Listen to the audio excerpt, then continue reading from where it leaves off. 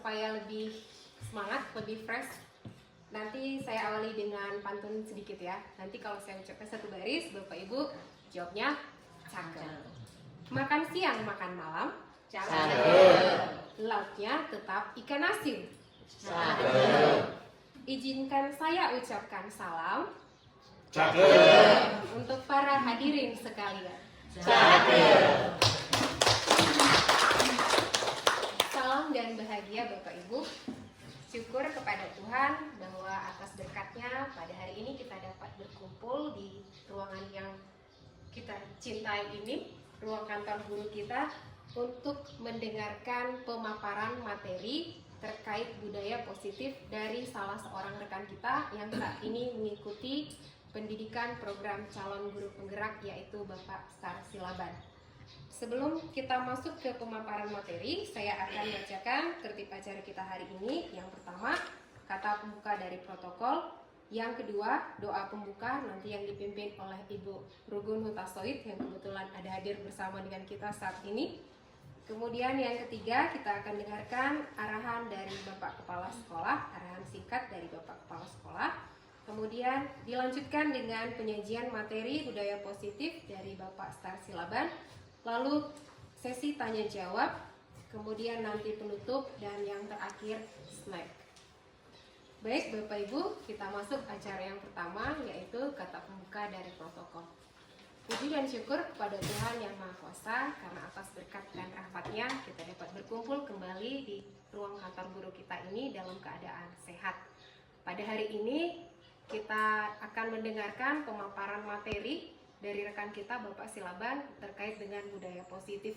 Seperti apa nanti budaya positif itu tentu akan menjadi satu pengetahuan baru bagi kita yang tentunya akan bermanfaat dalam mengembangkan pendidikan di sekolah kita.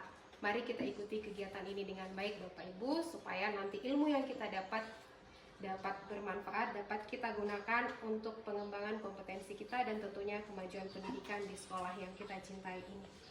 Sekian kata pembuka dari saya, kita akan berdoa yang dipimpin oleh Ibu Tasoy. Sebelum kita mulai kegiatan ini, mari kita satukan hati, mari kita berdoa. Bapa yang baik, Bapa yang kami kenal di dalam nama Yesus Kristus, kembali kami bersyukur Tuhan buat pagi hari yang indah ini yang boleh kami nikmati. Dan pada saat ini Tuhan, kami sedang mengikuti pemaparan dari teman kami Pak Star Silaban, yaitu mengenai materi budaya positif Tuhan Yesus. Kami yang hadir pada saat ini Tuhan, biarlah kami boleh mengikutinya sehingga bisa menambah pengetahuan kami untuk mengembangkan pendidikan di sekolah yang kami cintai ini. Engkau Allah yang sangat luar biasa, yang menguasai hati dan pikiran kami Tuhan. Dan kami juga boleh mendengarkan pemaparan budaya positif dari Pak Star dengan penuh hikmat, dengan penuh perhatian, sehingga kami yang hadir pada saat ini boleh mempelajarinya, boleh juga melakukannya di dalam pembelajaran kami sebagai guru di sekolah ini. Bapak yang baik, kami akan melakukan kegiatan ini dan mengikutinya Tuhan, biarlah kuasa Allah yang boleh bekerja. Terima kasih Tuhan, ampun kuduskan kami dari setiap dosa kami, sehingga kami layak meraih sukacita, meraih berkat yang melimpah daripada Engkau. Hanya di dalam nama Tuhan Yesus Kristus kami berdoa dan mengucap syukur. Amin. Terima kasih kepada Ibu Tasoid. Selanjutnya kita dengarkan arahan singkat dari Bapak Kepala Sekolah. Kami persilakan. Ya, terima kasih kepada protokol. Shalom. Shalom. Horas. Assalamualaikum warahmatullahi wabarakatuh. Selamat pagi, salam sejahtera bagi kita semua.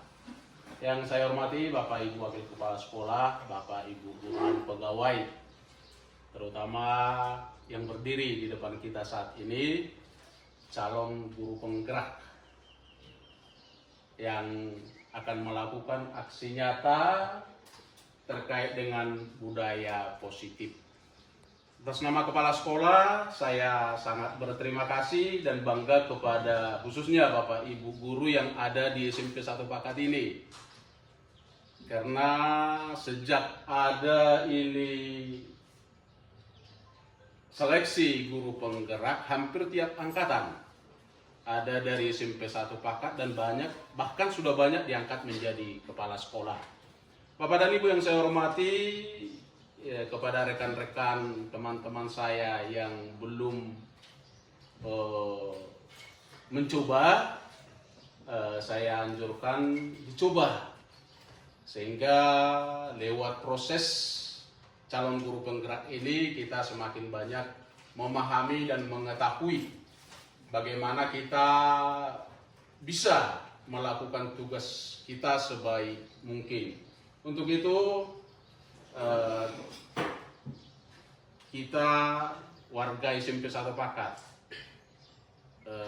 dengan tangan terbuka dan mendorong, terutama kepada salah seorang rekan kita Pak Star, bisa melakukan, bisa mengikuti, dan harapan kita semua ya bisa lulus sesuai dengan waktunya. Mari kita dengarkan Bapak dan Ibu aksi nyata yang akan dilakukan rekan kita ini, teman kita ini, dengan budaya positif.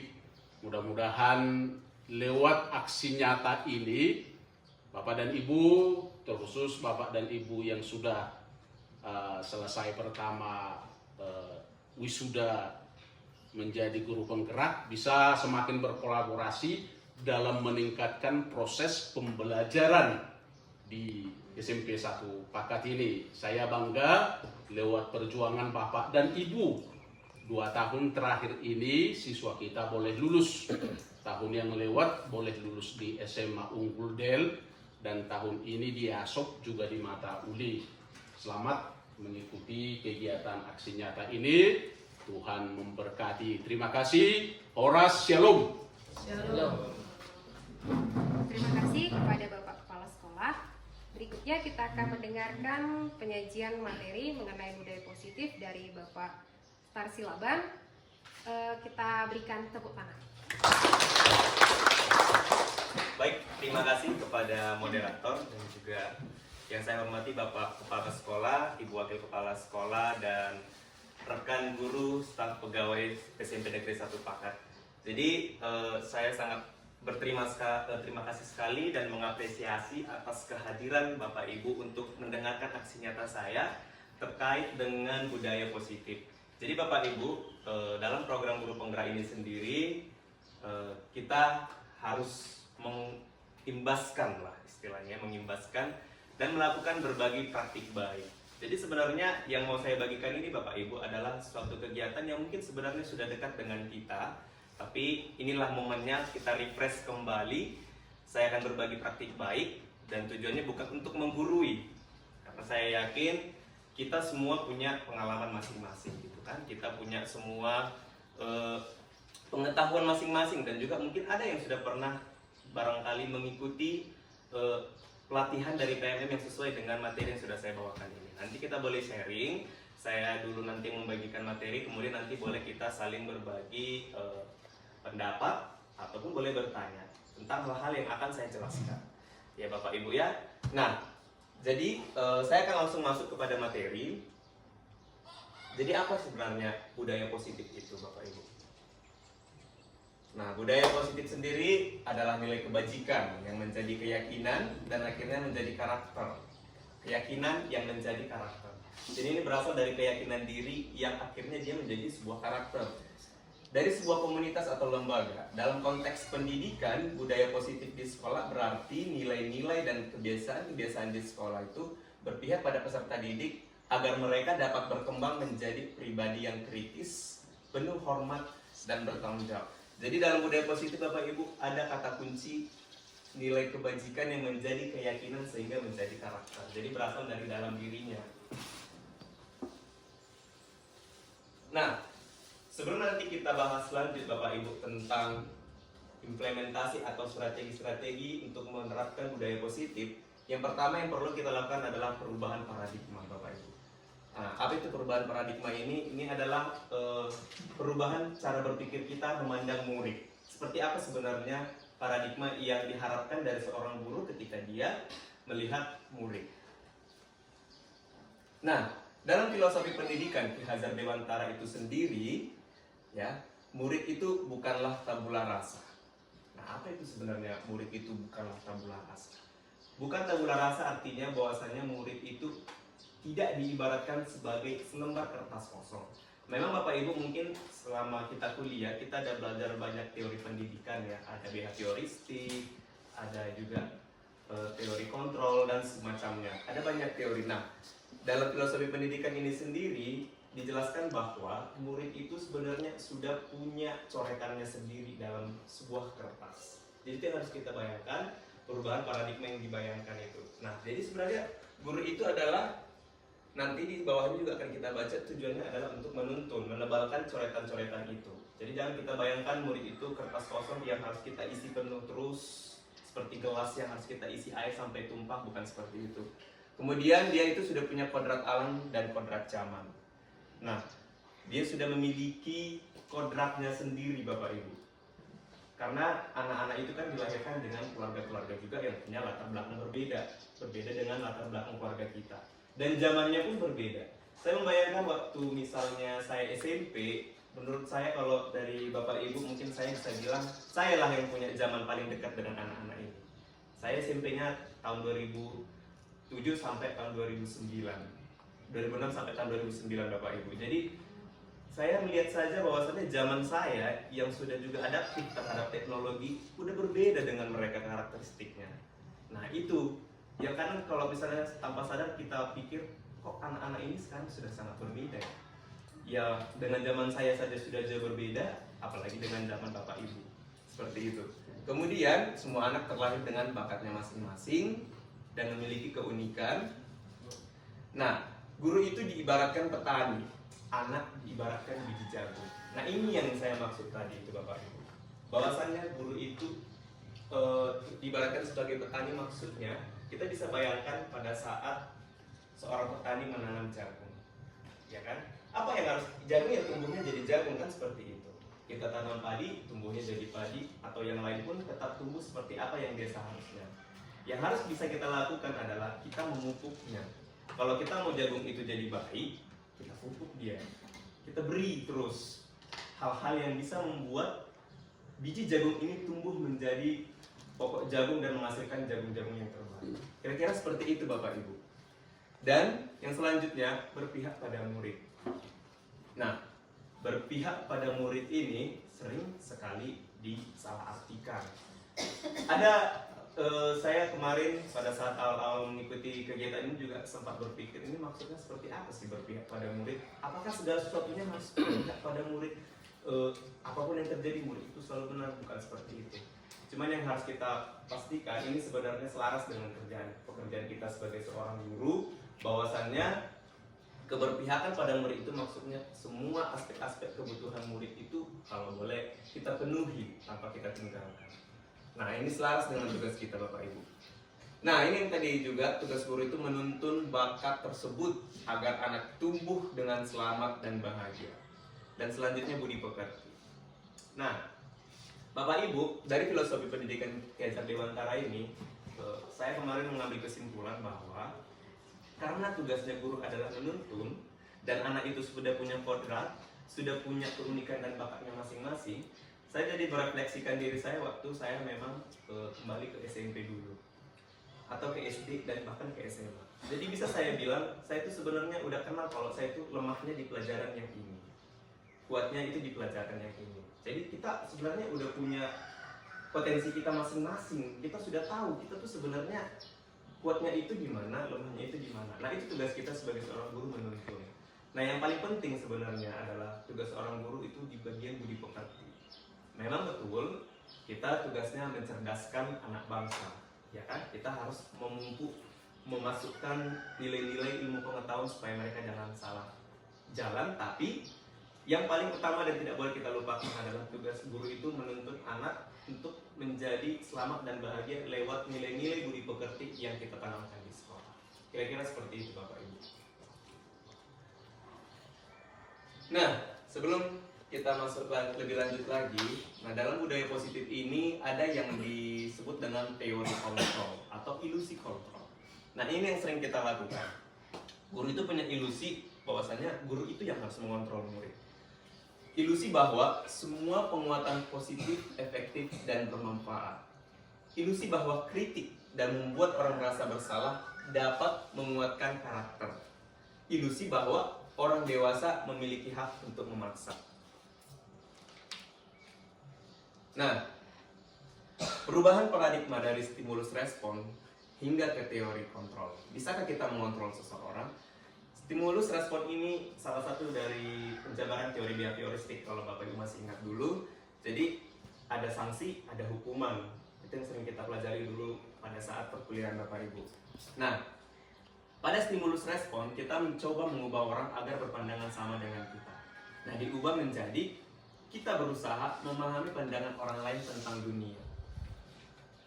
Kemudian di stimulus respon perilaku buruk dilihat sebagai suatu kesalahan. Diubah menjadi semua perilaku memiliki tujuan. Orang lain bisa mengontrol saya. Hanya Anda yang bisa mengontrol diri Anda. Saya bisa mengontrol orang lain, Anda tidak bisa mengontrol orang lain. Pemaksaan ada pada saat bujukan gagal. Diubah menjadi kolaborasi dan kesepakatan menciptakan pilihan-pilihan baru. Model berpikir menang kalah menjadi model berpikir menang-menang. Jadi intinya dalam teori kontrol ini adalah yang bisa mengontrol diri sendiri adalah kita sendiri. Kita nggak bisa mengontrol pikiran orang lain. Artinya dia itu punya pikirannya sendiri, punya jalannya sendiri, dan punya ketentuannya sendiri. Kita hanya bisa menyampaikan pendapat kita tanpa bisa memaksakan apa yang ada dalam pikiran kita itu untuk diikuti oleh orang tersebut. Kira-kira seperti itu maksudnya Bapak Ibu. Nah, kita masuk kepada disiplin dan nilai-nilai kebajikan universal. Nah, bisa kita baca sama-sama di sini. Kata disiplin sering dikaitkan dengan tata tertib, teratur, dan kepatuhan pada peraturan. Kata disiplin juga sering dihubungkan dengan hukuman. Padahal, itu sungguh berbeda karena belajar dengan disiplin tidak harus dengan memberi hukuman. Disiplin diri berarti murid bisa bertanggung jawab terhadap apa yang dilakukannya karena mereka mendasarkan tindakan mereka pada nilai-nilai kebajikan universal. Nah, ini kan sampai sekarang kita masih bertanya-tanya, ini maksudnya gimana sih nilai-nilai kebajikan universal ini? Karena katanya disiplin diri itu muridnya yang bertanggung jawab terhadap apa yang dilakukannya. Seperti dengan teori kontrol tadi, murid mengontrol diri sendiri, ya kan? Tadi ada ilusi bahwasannya guru bisa mengontrol murid, padahal itu adalah sebuah ilusi. Oke, kita lihat ya Bapak Ibu nilai-nilai kebajikannya. Nah, ini adalah gambaran nilai-nilai kebajikan. Ada dua, ini saya ambil contoh. Yang pertama, yang paling utama yang kita terapkan sekarang sebenarnya adalah nilai-nilai kebajikan profil pelajar Pancasila. Ya, ada di situ kita lihat ada 6, mulai dari beriman bertakwa kepada Tuhan dan berakhlak mulia, berkebenekaan global, bergotong royong, kreatif, bernalar kritis dan mandiri. Ini selaras dengan tujuan pendidikan kita saat ini Bapak Ibu ya, bahwasannya sebenarnya sejak kurikulum Merdeka itu diimplementasikan sebagai kurikulum nasional, tujuan kita sudah bergeser kepada menciptakan murid yang memiliki karakter profil pelajar Pancasila. Nah, yang di sebelahnya itu apa? Nah, itu adalah nilai-nilai kebajikan yang bisa kita ambil pada saat nanti misalnya kita sebagai seorang guru ingin membuat kesepakatan kelas. Karena kesepakatan kelas itu berawal dari nilai-nilai kebajikan yang disepakati bersama. Ini contoh-contohnya, tidak perlu saya baca satu persatu karena ada banyak. Nanti boleh dilihat sama-sama lagi.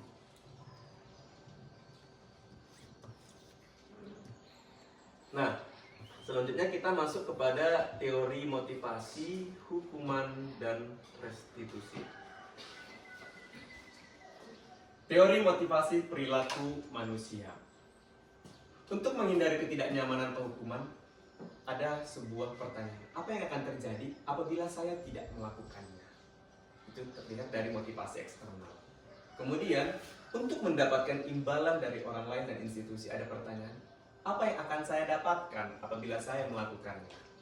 Nah, kemudian itu termasuk juga dalam bagian motivasi eksternal. Nah, ini yang paling penting, motivasi internal sebagai tujuan disiplin positif untuk menghargai diri sendiri, menjadi insan sesuai harapan kita. Kita bisa memberikan pertanyaan, saya akan menjadi orang yang seperti apa bila saya melakukannya? Jadi ini nampak nilai-nilai kesadarannya Bapak Ibu. hukuman itu bisa bersifat tidak terencana atau tiba-tiba. Anak atau murid tidak tahu apa yang akan terjadi dan tidak dilibatkan. Hukuman bersifat satu arah dari pihak guru yang memberikan, dan murid hanya menerima suatu hukuman tanpa melalui suatu kesepakatan atau pengarahan dari pihak guru baik sebelum atau sesudahnya. Hukuman yang diberikan bisa berupa fisik maupun psikis. Murid atau anak disakiti oleh suatu perbuatan atau kata-kata. Nah, itu tadi hukuman. Kita ke konsekuensi. Sedangkan konsekuensi itu sendiri sudah terencana, sudah disepakati, sudah dibahas, disetujui oleh murid dan guru. Umumnya, bentuk-bentuk konsekuensi dibuat oleh pihak guru atau sekolah, dan murid sudah mengetahui sebelumnya konsekuensi yang akan diterima bila ada pelanggaran. Nah, Bapak Ibu, pada materi ini kita masih berfokus kepada hukuman dan konsekuensi. Nah, ini adalah contoh tindakan-tindakan yang mana dia bagian dari hukuman, yang mana dia bagian dari konsekuensi. Nah, kita bisa lihat kalau dia mencatat 100 kali di dalam buku kalimat, saya tidak akan terlambat lagi karena terlambat ke sekolah, itu hukuman. Kenapa dia hukuman? Sebenarnya karena kita bisa lihat gak ada relevansinya. Dia terlambat, tapi dia mencatat 100 kali dalam buku kalimat. Oke? Kemudian lari mengelilingi lapangan basket 2 kali karena terlambat hadir di sekolah, itu hukuman. Murid diminta untuk push up 15 kali karena tidak menggunakan masker ke sekolah, itu hukuman. Menggantikan kertas tugas teman yang telah dicoret-coret, itu konsekuensi. Membersihkan tumpahan air di meja tulis karena tersenggol pada saat belajar, itu konsekuensi. Murid disuruh untuk mengenakan sepatu seharian ke sekolah karena tidak menggunakan sepatu hitam, itu hukuman. Nah, Bapak Ibu, kalau Bapak Ibu sadari pada saat kita membuka PMM, kan ada tuh pilihan belajar. Kan ada tuh hukuman versus konsekuensi versus restitusi. Jadi inilah yang akan kita bahas sekilas lah saya bilang. Karena kalau materi dalamnya kita bisa lihat dari PMM nanti. Sebenarnya apa sih perbedaan hukuman, konsekuensi, dan restitusi? Jadi restitusi ini adalah sebuah strategi penerapan disiplin positif sebenarnya Bapak Ibu, yang bisa menjadi opsi. Saya bilang opsi ya. Karena kenapa opsi? Nanti kita akan bahas lebih lanjut.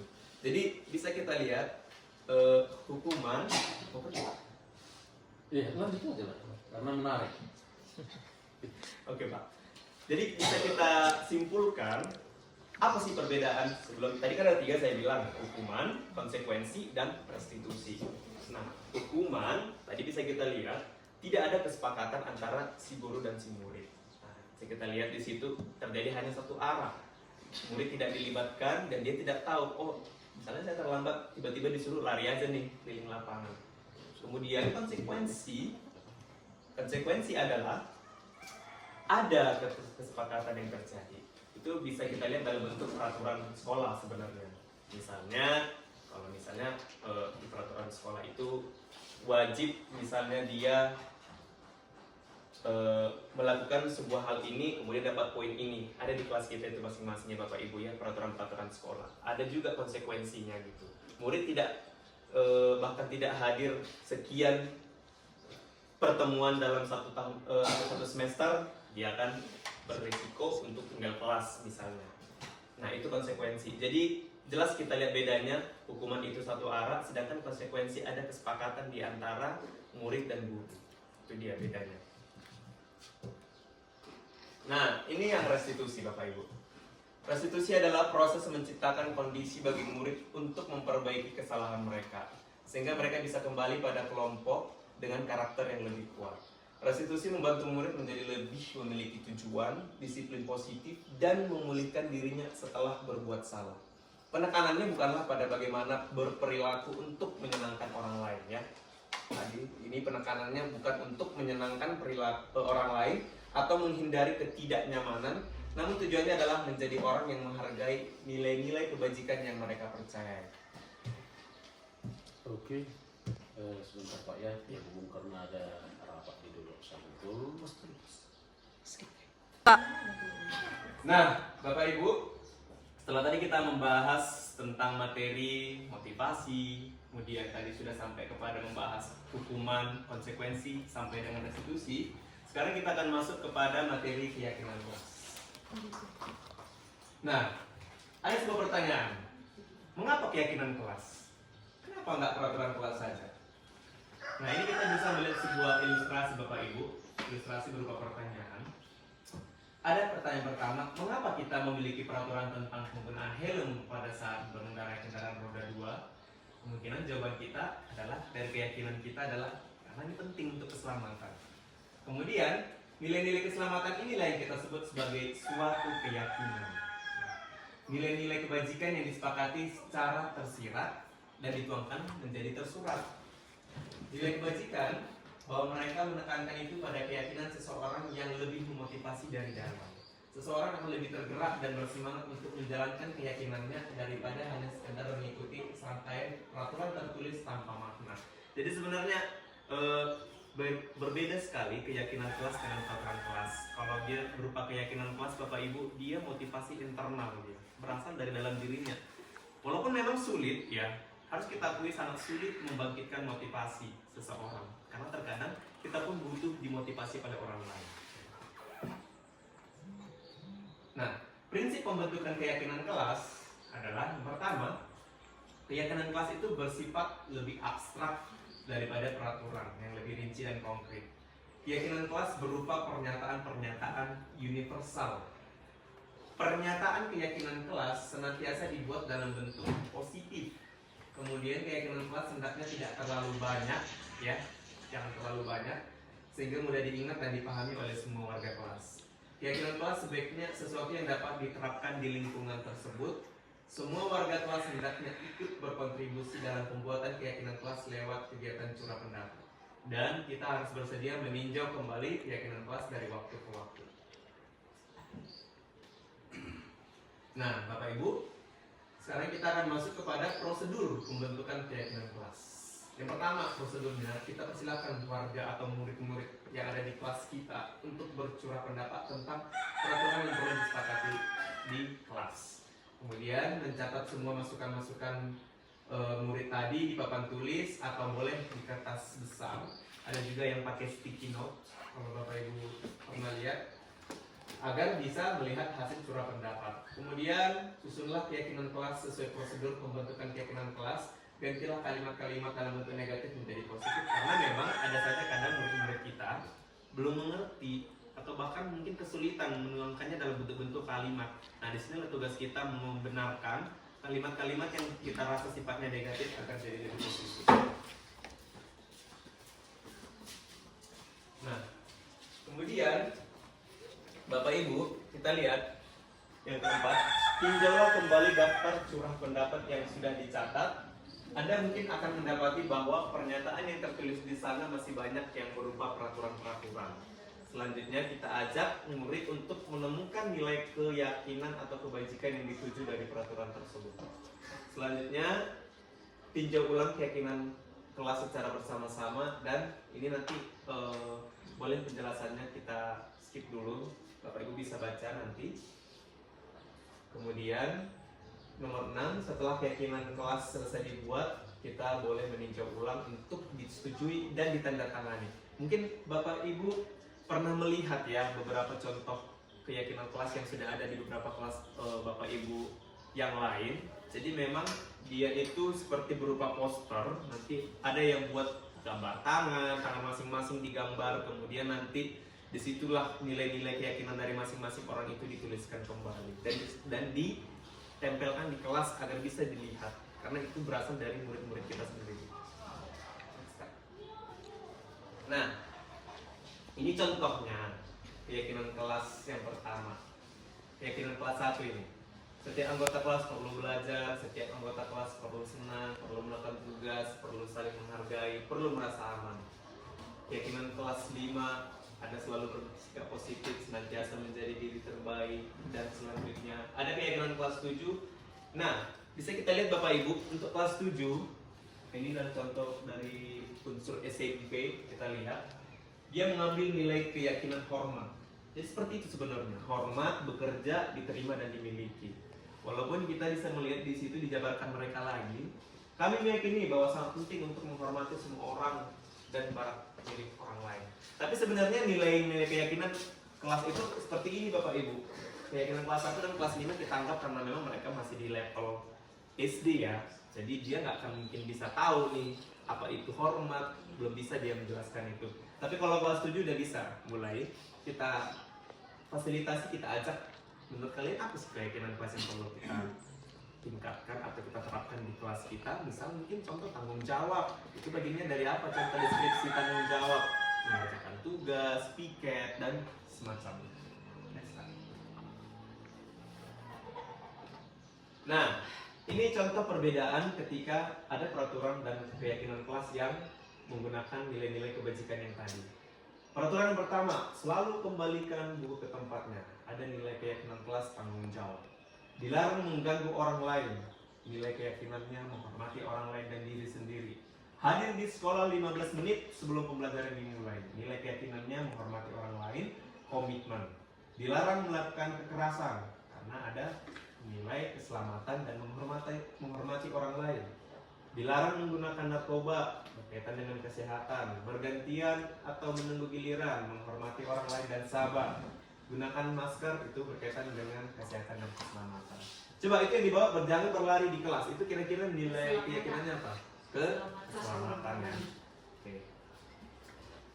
Nah, Bapak Ibu, sebelum kita lanjut ke materi ini, kira-kira seperti itulah tadi penjabaran dari keyakinan kelas ya Bapak Ibu. Jadi bisa kita simpulkan sebenarnya kenapa betul memang kita tidak bisa menghilangkan yang namanya peraturan. Mungkin itu bisa kita lihat kalau kita terapkan dalam bentuk secara umum saja di sekolah, tapi di kelas, terutama Bapak Ibu yang masuk di kelas baik itu guru mapel ataupun guru wali, karena nggak harus guru wali aja buat keyakinan kelas Bapak Ibu. Dalam guru mapel pun kita bisa buat keyakinan kelas kita sendiri. Itulah tadi kira-kira contohnya. Jadi kita masukkan nilai-nilai kebajikan yang kita tanya dari mereka. Kira-kira apa nilai keyakinan yang kamu yakini selama melakukan pembelajaran dengan saya? Ya, tadi contohnya sudah kita lihat, jangan terlalu banyak, singkat saja tapi bisa disepakati secara bersama oleh guru dan murid, dan kalau boleh dia ditandatangani supaya dia seperti resmi gitu nilai keyakinan kelasnya. Jangan hanya tertulis saja, tapi boleh tanda tangan atau boleh diberikan hiasan-hiasan berupa gambar-gambar mereka juga biar lebih menarik. Nah, masuk ke materi berikutnya, kebutuhan dasar manusia. Ini hanya mengenalkan ya Bapak Ibu. Mungkin saya nggak tahu apakah Bapak Ibu sudah pernah dapat materi ini atau belum sebelumnya. Ada 5 kebutuhan dasar manusia Bapak Ibu. Waktu kuliah, kebetulan saya sudah pernah belajar ini dari teori Abraham Maslow namanya. Jadi dia itu seorang psikolog Bapak Ibu, dan sekarang kami pun belajarkan lagi tentang hal ini. Nah, 5 kebutuhan dasar manusia itu bisa kita lihat dalam diagram ini. Ada bertahan hidup, kasih sayang dan rasa diterima, kebebasan, kesenangan dan penguasaan. Jadi sebenarnya kita belajar ini bukan hanya untuk murid, kita pun jadi kenal. Oh, ketika saya butuh seseorang untuk misalnya berbicara pada saat saya punya masalah, oh ternyata ini kebutuhan. Nah, kita lihat penjelasan yang pertama, kebutuhan bertahan hidup atau survival adalah kebutuhan yang bersifat fisiologis untuk bertahan hidup, misalnya kesehatan, rumah, dan makanan. Kebutuhan biologis sebagai bagian dari proses reproduksi termasuk kebutuhan untuk tetap bertahan hidup. Komponen psikologis pada kebutuhan ini adalah meliputi kebutuhan akan perasaan aman. Jadi kayak kebutuhan paling dasar sih sebenarnya Bapak Ibu ya. Ketika kita misalnya lapar, kita kedinginan, nah, itu bagian dari kebutuhan bertahan hidup. Apa yang kita lakukan untuk mengatasi masalah itu? Nah, kemudian kebutuhan yang kedua adalah kasih sayang dan rasa diterima. Kebutuhan ini dan 3 kebutuhan berikutnya adalah kebutuhan psikologis. Kebutuhan untuk disayangi dan diterima meliputi kebutuhan akan hubungan dan koneksi sosial. Kebutuhan untuk memberi dan menerima rasa kasih sayang. Kebutuhan untuk merasa menjadi bagian dari suatu kelompok. Kebutuhan ini juga meliputi keinginan untuk tetap terhubung dengan orang lain seperti teman, keluarga, pasangan, teman kerja, binatang peliharaan, dan kelompok di mana kita tergabung. Ini kayak bisa kita bilang kebutuhan untuk dicintai, Bapak Ibu. Semua orang butuh untuk dicintai kan, butuh untuk disayangi. Kira-kira seperti itu. Nah, yang ketiga adalah kebutuhan untuk pengakuan atas kemampuan. Ini berhubungan dengan kekuatan untuk mencapai sesuatu, menjadi terampil, diakui atas prestasi, didengarkan, dan memiliki rasa harga diri. Nah, kebutuhan ini meliputi keinginan untuk dianggap berharga, bisa membuat pencapaian, perbedaan, kompeten, dihormati. Anak-anak yang memiliki kebutuhan dasar akan penguasaan yang tinggi biasanya selalu ingin menjadi pemimpin. Mereka suka mengamati, mencoba hal baru, dan kecewa bila melakukan kesalahan. Nah, Bapak Ibu, kebutuhan yang ketiga ini adalah kebutuhan yang saya pikir semua orang juga memiliki, rasa untuk saya itu harus diakui. Makanya kadang kita kalau misalnya ada ngerjain sesuatu, kemudian orang lain mencela pekerjaan kita itu, sering kita merasa kecewa karena kebutuhan yang ini tuh nggak terpenuhi. Kebutuhan untuk diakui, diapresiasi, seperti itu. Kemudian yang keempat adalah kebutuhan untuk bebas. Ini adalah kebutuhan untuk kemandirian, memiliki pilihan, dan anak-anak dengan kebutuhan kebebasan yang tinggi menginginkan pilihan. Mereka perlu bergerak, suka mencoba, tidak terlalu terpengaruh oleh orang lain, dan senang mencoba hal baru. Menarik. Nah, yang terakhir adalah kebutuhan akan kesenangan.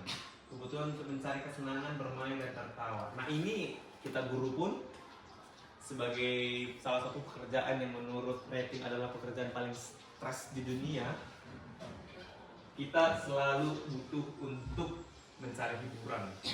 Jadi jangan, makanya sebenarnya ada ya, saya pernah dengar seorang psikolog mengatakan jangan, kenapa di Jepang itu walaupun kita lihat hard work-nya tinggi, budaya bekerjanya tinggi, tapi memang tingkat stresnya juga tinggi karena mungkin mereka tidak sadar bahwasannya kebutuhan ini tuh perlu dipenuhi gitu. Kebutuhan untuk kesenangan, mencari hiburan, seperti itu. Oke. Nah, kita akan masuk kepada 5 posisi kontrol guru sebagai bagian dari restitusi. Nah, di sini coba. Nah, apa sih Pak sebenarnya yang dimaksud dengan 5 posisi kontrol? Nah, di sini justru saya akan mengenalkan kepada Bapak Ibu. Sebenarnya kita sebagai seorang guru itu pasti pernah menerapkan kelima-limanya ini tanpa kita sadari, atau bahkan mungkin setelah sekarang jadi kita sadari. Posisi kontrol yang pertama adalah posisi guru, dia itu adalah sebagai penghukum. Posisi kontrol yang pertama sebagai penghukum. Ini biasanya guru-guru dengan tipe penghukum itu biasanya bicaranya itu langsung kasar gitu, tanpa mau mendengarkan penjelasan anak gitu. Tiba-tiba kalau udah pas aja di hatinya langsung marah. Kita lihat di situ dia menghati-hati, menunjuk, menyakiti, menyindir. Terus ada kata-kata kalau kamu tidak melakukannya awas ya, rasakan. Hasilnya si anak itu memberontak, menyalahkan orang lain, bahkan sering jadinya berbohong. Kemudian murid meletakkan guru di luar dunianya yang berkualitas. Kemudian dia akan berkata lagi, biarkan saja, nanti juga bapak atau ibu itu marah-marah lagi. Nah, posisi kontrol yang kedua, si pembuat merasa bersalah. Nah, dia bisa dilihat biasanya itu contohnya itu dengan kalimat seharusnya ibu kecewa, bapak kecewa.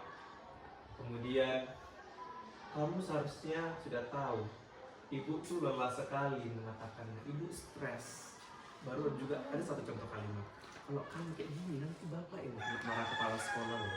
Itu contoh-contoh guru yang membuat posisi kontrolnya itu sih merasa bersalah, si pembuat merasa bersalah gitu.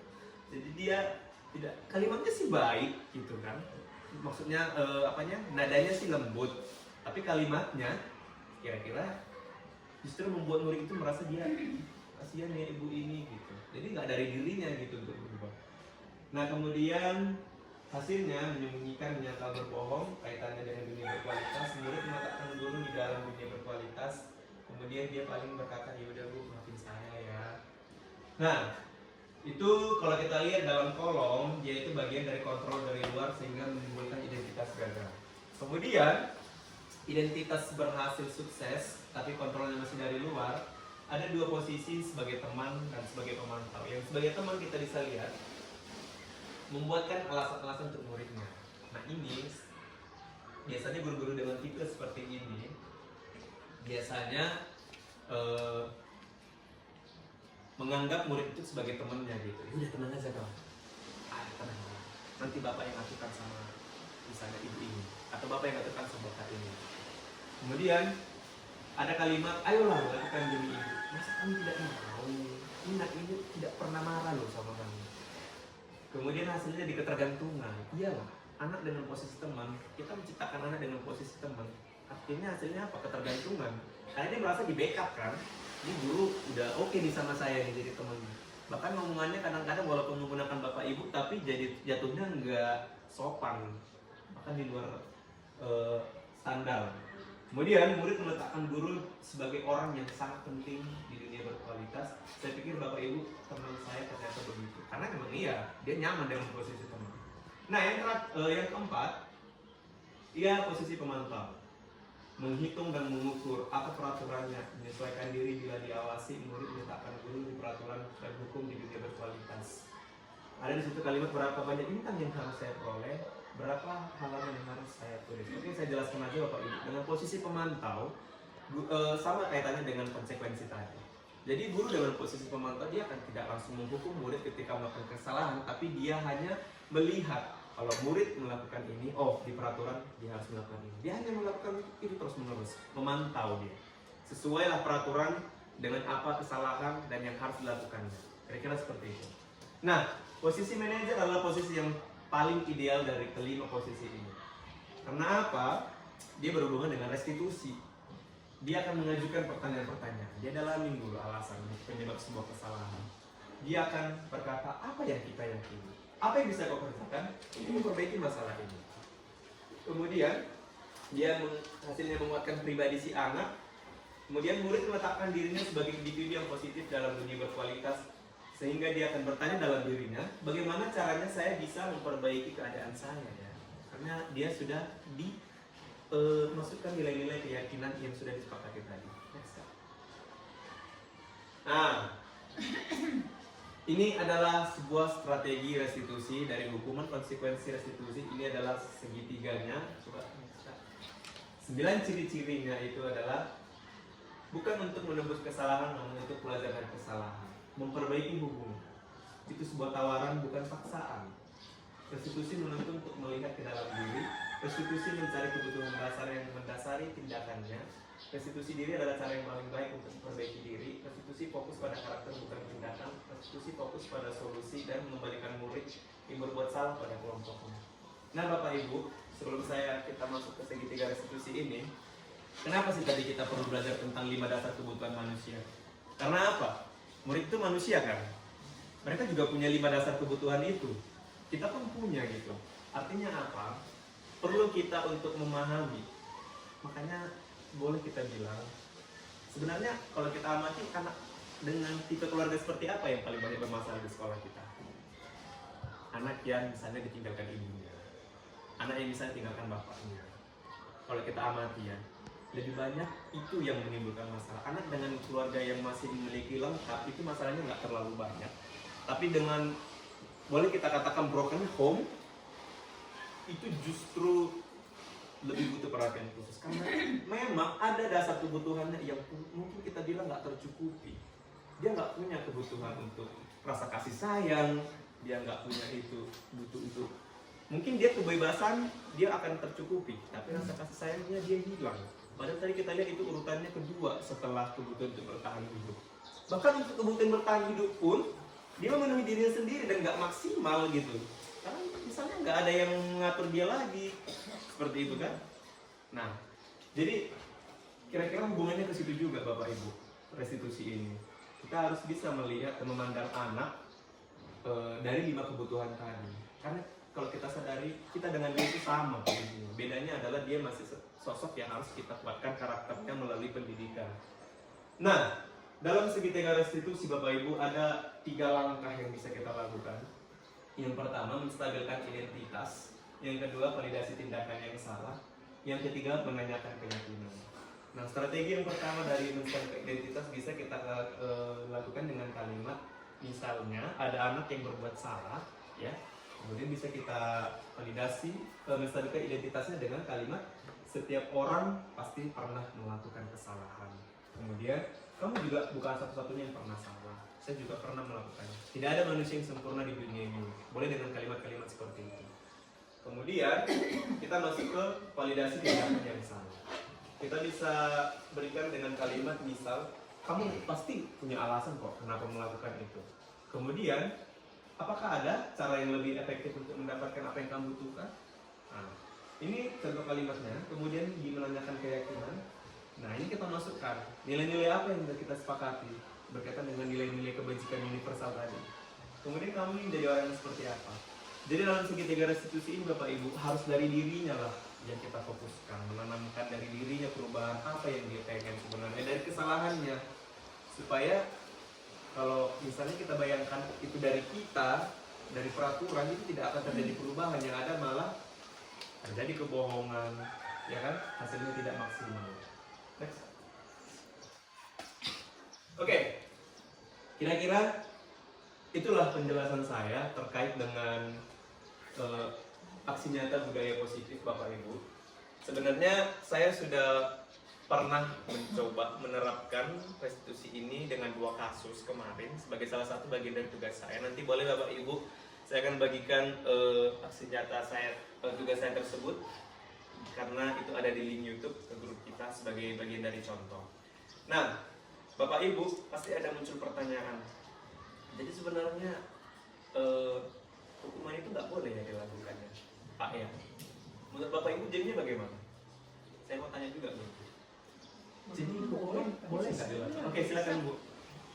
Menurut saya ya boleh, tapi nanti di tahap terakhir. Bagus, itu memang. Iya. Jadi tingkatan pertamanya adalah restitusi dulu, konsekuensi, kemudian ke hukuman. Itu bagus betul. Jadi hukuman itu adalah pilihan paling terakhir yang boleh kita lakukan untuk memperbaiki budaya-budaya positif anak.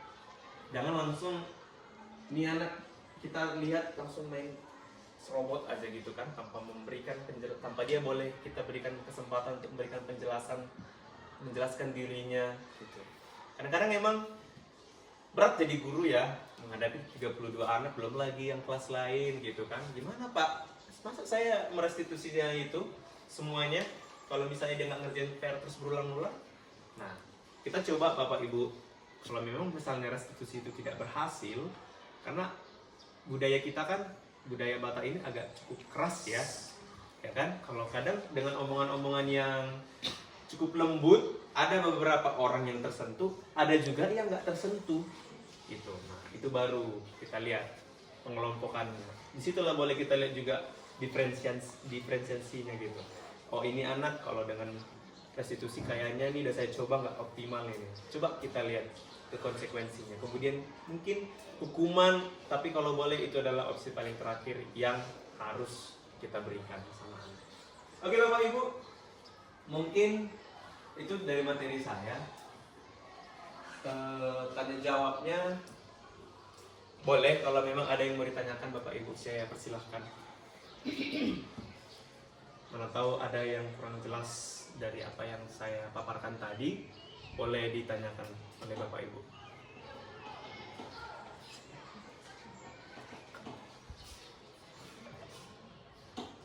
Ada?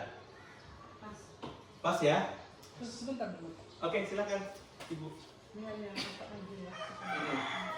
Dari 5 kontrol positif tadi, kita ada di situ sebagai penghukum ya. Nah, jadi kita di situ membuat memberikan hukuman dengan bahasa-bahasa yang seharusnya kamu tidak begini. Ibu kecewa dengan perlakuanmu. Melihat kondisi dari siswa kita yang sekarang, apakah ini nanti akan bisa diterima siswa itu dan perubahan? Dan juga bahasa kita seperti itu. Tadinya kan kita dari kultur bahwa orang Batak, kita kan di tanah Batak ini tadinya keras, tapi ini kan bahasa-bahasa yang halus-halus seperti itu. Nah, bagaimana jadinya? Oke, terima kasih pertanyaan Bu Tinjak. Jadi saya paham maksudnya, karena ini juga yang saya tanyakan sama diri saya waktu mempelajari modul ini. Kalau saya terapkan ini di sekolah saya, Kongan pakai bahasa Indonesia yang tidak terlalu halus saja, mereka susah untuk memahami. Apalagi kalau ini persis kalimatnya yang saya pakai misalnya. Jadi Bapak Ibu, itulah kenapa perlu kita menyesuaikan gitu kan dengan kultur budaya kita juga. Mungkin kita bisa mencoba dengan kalimat yang sesuai dengan kultur kita, tapi tujuannya sama gitu. Paham nggak kira-kira maksudnya saya? Kalimatnya tidak harus sama persis untuk prostitusi ini, tapi tujuannya sama, untuk menggali nilai-nilai keyakinannya, untuk menstabilkan identitasnya gitu. Karena kan cenderung kita menggunakan bahasa daerah sebenarnya. Kalimatnya aja udah tentu beda gitu. Ada mungkin kalau ditranslate malah lebih kasar. Tapi yang penting tujuannya dapat gitu. Makanya kita sesuaikan. Nggak bisa yang sesuai dengan, kalau ini boleh saya bilang ini kultur Jawa sebenarnya, karena Pak Ki Hajar juga kan orang Jawa kan. Ya kalau kita terapkan dengan kita dengan mengambil atau mengadopsi kalimat yang sama persis, nggak efektif. Kita boleh mengubah, tapi tujuannya jangan sampai tidak pas. Itu Bapak Ibu. Kira-kira pas ya? Ya kan? Kita sesuaikan dengan kultur kita. Mungkin ada pertanyaan lain? Silakan Pak. Ada tadi Pak, kurang jelas tadi mengenai, ada tadi kita bahas, sudah Bapak bahas mengenai pemikiran anak itu kan tidak bisa kita paksakan dengan pemikiran kita guru. Nah, jadi saya tadi agak sekilas kurang memahami. Berarti pemikiran, bagaimanapun pemikiran murid itu kita setujui begitu, kira-kira bagaimana kira tadi? Oh, Karena tadi kan pemikiran kita tidak bisa kita paksakan kepada pemikiran orang lain. Nah, jadi saya tadi kurang jelas tadi Pak, bagaimana Pak? iya. Baik, terima kasih pertanyaannya ya Pak Purba ya. Dan sebagai penanya terakhir ya Bapak Ibu, karena sesi kita sudah mau habis. Jadi kalau dimaksud dengan ilusi kontrol tadi itu, ya, bahwasanya kita itu tidak boleh memaksakan pemikiran kita dengan pemikiran murid. Karena tadi dari teorinya pun stimulus respon dengan kekontrol, kita hanya bisa mengontrol pikiran kita, ya murid mengontrol pikiran kita. Nah itu kan dari teori Bapak Ibu ya. Nah kemudian kalau Bapak Ibu sadari tadi, semuanya nyambung ke restitusi, nilai-nilai keyakinan. Jadi Bapak Ibu, kalau misalnya kita mengajar, ini kalau mungkin maksud Bapak mengajar gitu ya, atau bagaimana? Ah, contohnya seperti itulah mungkin ya. Jadi nggak bisa lagi ku bilang dia harus mengikuti apa yang saya instruksikan. Mungkin itu contoh konkret yang Bapak maksudkan. Nah Bapak Ibu, menurut yang sudah dipaparkan dalam aksi nyata ini adalah bahwasannya yang dimaksud dengan kita itu tidak bisa mengontrol murid adalah kita nggak bisa bilang, karena kan kalau kita sadari dalam hati kita sebagai guru, apa yang kita mau itu semua anak harus melakukan.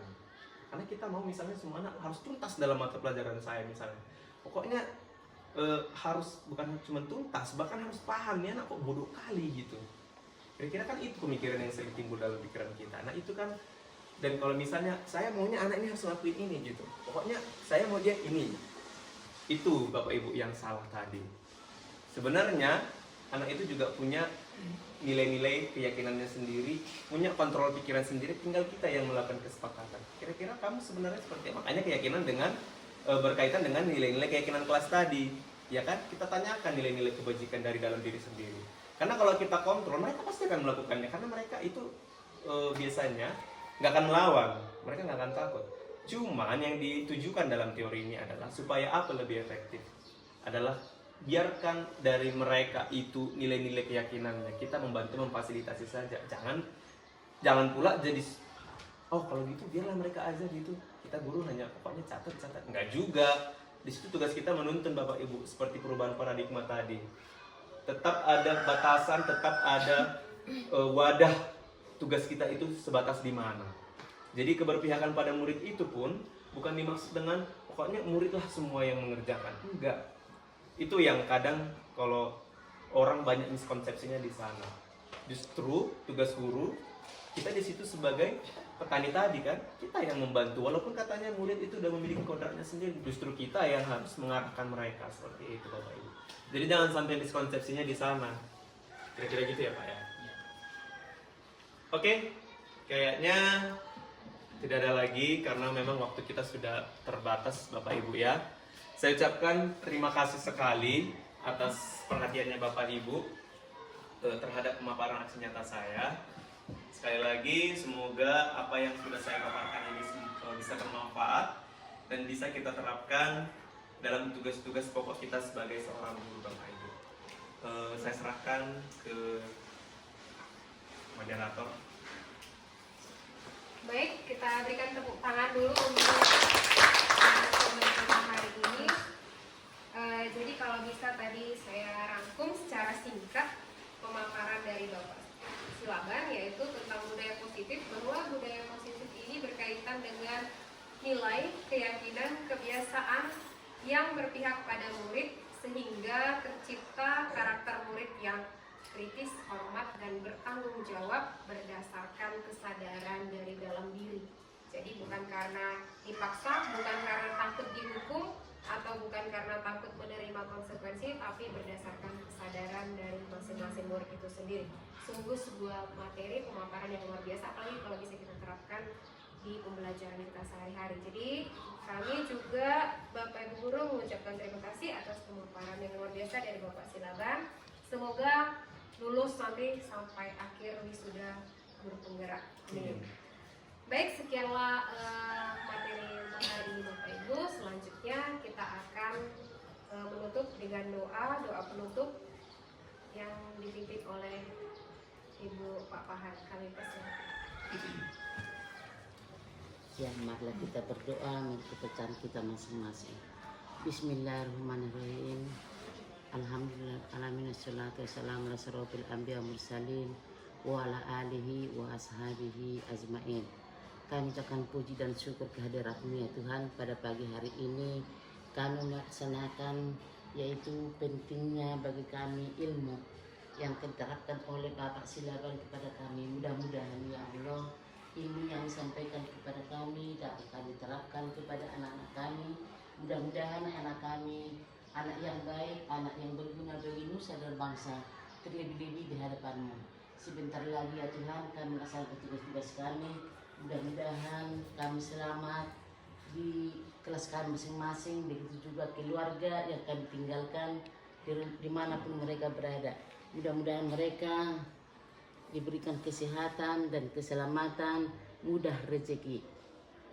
Ya Allah ya Tuhan kami, sebentar lagi kami berangkat dari lokasi ini menuju tempat kami untuk belajar. Mudah-mudahan Tuhan menyertai kami. Rabbana atina fid dunya hasanah wa fil akhirati hasanah wa qina adzabannar. Terimalah doa dan amal ibadah kami ini ya Allah. Amin. Amin.